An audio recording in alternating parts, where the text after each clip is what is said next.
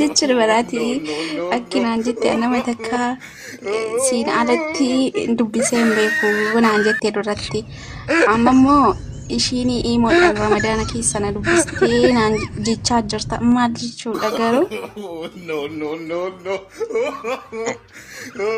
ishiin illeen ani achi durallee waan jennee ni beektee ani barreeffama san useetu mallaale malee illee waa takkallee hin dubbifne takkallee hin jennee alhamdulillahi uno ajjala hin jirti garuu immoo du'aa qaceellotu goote haamiin jalaa jedhee dhugaa rabbi wallahi lazim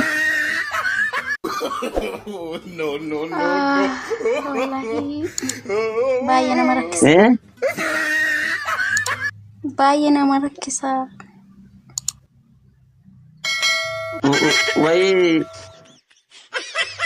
way arte hai akkamittiin inni arrabaa manatti yeroo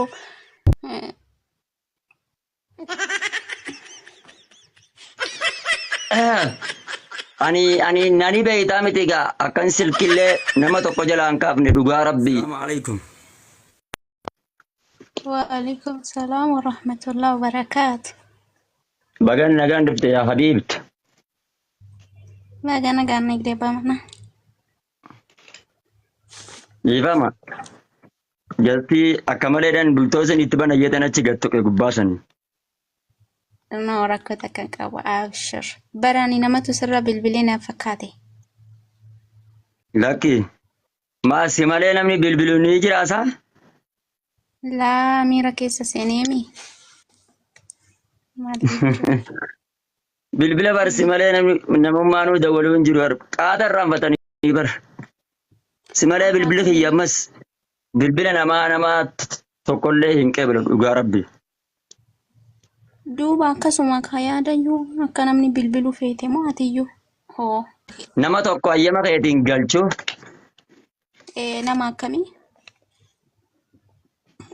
raanii taajaan takka raaniin taa eessa wal beektan ani hin beekne gaa raanii takka akkaanin rabbumaaf jechaan si jaaladhatte rabbiif jecha si jaalatti ani hin beekne gaa gaaf tokko see rabbumaaf jechaan jaaladhaa je'iini jettee du'aayii si goote gaaf takkasi amma immoo ayyama ishiitiin ol na baasi'ette. Eessatti sitti himte akka rabbiif jecha na jaalattu? Ani hin beekne gaa ani iddis waan laalu beeytaani bilbila kana sayyama keetiin malallee waan laalu. Bara abbaa manaa kiyya eessan sitti himte reeshiin?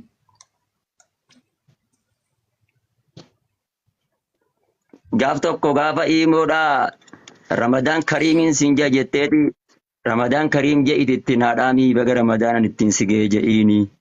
Numan jirtu? Iimoodhaan si dubbistee?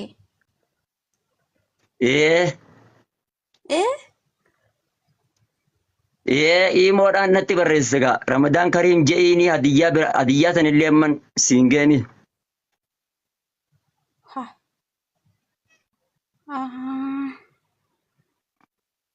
Daatii muudhaan nama ni dubbiste jechuudha. Dhugaa rabbii arrarraa kaasee kun oolaa dhugaa rabbii akkana jechaa jirti. Maal jechaa jirti?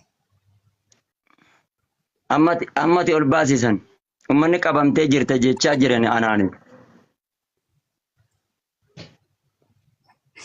No jechuudha baraati akkinaan jette nama takka siin alatti dubbisee hin beeku naan jettee duratti amma immoo ishiin imoodhaan ramadaana keessa na dubbistee naan jechaa jirta maal jechuudha garuu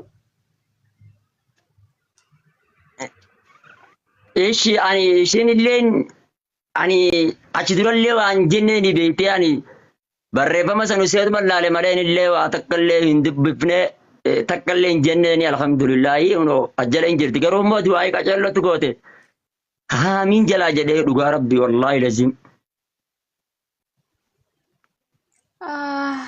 Wallahi baay'ee nama rakkisa. Baay'ee nama rakkisa.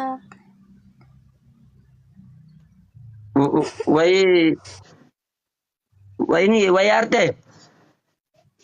Hai akkamittiin inni arrabaa mana yeroo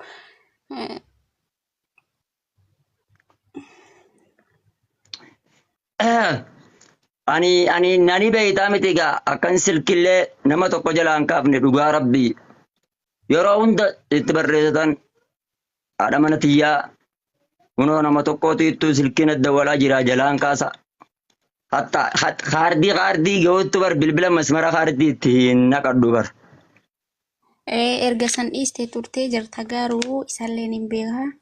Garuu mo'ate maraanii dubbisa. Fakkeenyaaf namni tokko amma fakkeenyaaf habibtiin dantee takka kaa'uun tokko mabruuk baga ittiin sigee yoo siin jaan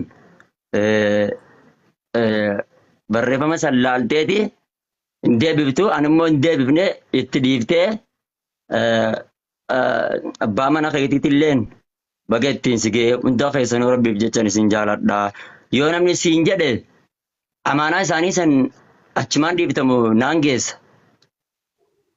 Lakki ani kun ustaazota hedduutu warri saayibban kan kee rabbiif jecha siiniin jaaladha jedhani ani keessayyuu seenee ilaalu gubbumarra ilaalee cal jedhaani. Maal jechuudha? Anillee gubbumarran ilaalee bar sayyaa dadhee bar dhugaa rabbii. Laa akkamiin wanna ramadaana keessa dubbattan akkamitti har'a yaadachuu dandeesse? Lakki viidiyoo takka gaafa ishiin nu dalaydee mimmaan buuftee boochee nu hojjette sanirraan anuu viidiyoo ishii san argeeta wallaa akka malee booyta ishiin onni irraa laafaan sanuu gama magriibaatitti rabbiin subhaanahu wa ta'aala akka yeroo dhiyootti walitti nu fidi du'aa hin gaas bakka sadiitti qeebalamte jenni sanuma yaadadhee malee waan biraatii miti lakki. Garuu amma baraatiin kun ammallee ani jechuudha nama ramadaana keessa na dubbisee miti nama kaleessa na dubbisee siin alla yoo ta'e nama takka yaadadhu beektee garuu ati kan ji'aa fi waan ta'e ramadaana keessa si dubbisee yaadatte anilleen barreeffama ishee wala lamma ajjalatti nagalchi je'inii ayyama booyyinii jeetinii naan jetti harkimummaa akkana noolla talaa qabiinsa akkana na qabdetti harkuma haala dhugaa rabbi wallaahi. Ani jechuun koomentii nama baay'eetu as jala barreeffame ati koomentii kana hunda keessaa kanuma ishee argitee natti himuun kan keetu waan tokko. Lakki nama tokko haa du'aayiidhaan si cinaa akka malee fuula rabbii sii dhaabbatee akkam goota. Waya abbaa badaakiyaa. Abshir. Mee ol naana qimee shumarraa hin adda baafadha amma. Dubbiin jabdu. Ishiin na eebbisigaa dhugaa rabbi bar nan olladheer.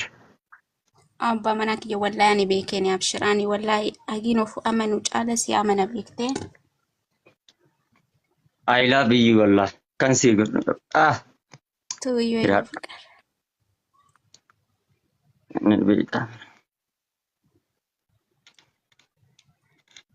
Ani wallaahi beekii tanani uummata koomentii rabbii sinaa qajeelchuu.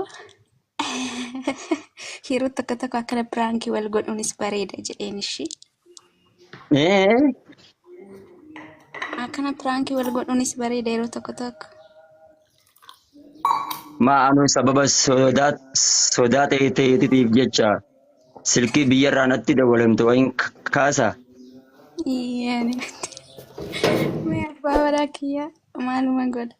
Fuwaadee kanallee galchi meeshaa waa kiingi jechaa jira maal jechuudha. Raanii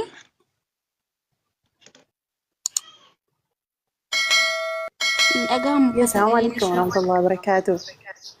Waalaikum salaam warahmatullahi wabarakatuh. Boni galatoomii wallahi fataa nu gootanii hedduun kolfeeshi. Afuran naatti kuttee miti yaaddii an takkaasitti barreessee hin beeku wallaa dhugaa rabbii. Wallahi Boni. Wayye mama. Akkam jirta habiibti nagaa keeti? Jira wallahi alhamdulillah akkam jirta raaniyyee?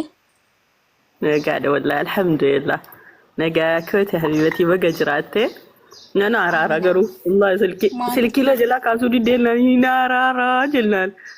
Gatii isin silkii gatii ati imoodhaan la jala kaasuu diddee fi karaa Isiitee situ barreessite hin beeku ammas lakkoofsa na argitanii na fuudhu nam dubbisu jedhee ni aare dhiise. Me wallahi dhiifama. Wallahi laasim na aare. Na jalaa kaasuu diddagaa. Yaani hin tume na jalaa gaafa kaan na jalaa kaaftee calliftaa maal jechuu? Wallahi baraan dhiifama wallahi dhiifama guddaa sin beekne kaan. Laa sitti meen jira sitti meera yeroo sanatti sii barreesseera naa deebisteetta waliin haasofne sanaan booda achumaan ani kullu haalaati baga jiraatte waan si ajaa'ibu keessaa Ustaazi Ustaaz Muhammad gaafattiin ani du'aayii kana isinii kadhadhe sana akkasuma taa'ee subhaanallah hojii rabbii nama ajaa'iba ana biraa sa'aatiidhuma sanallee sa'aatiidhumaan viidiyoo dalage sana jechuudha. Gizee girgirii sana keessa booni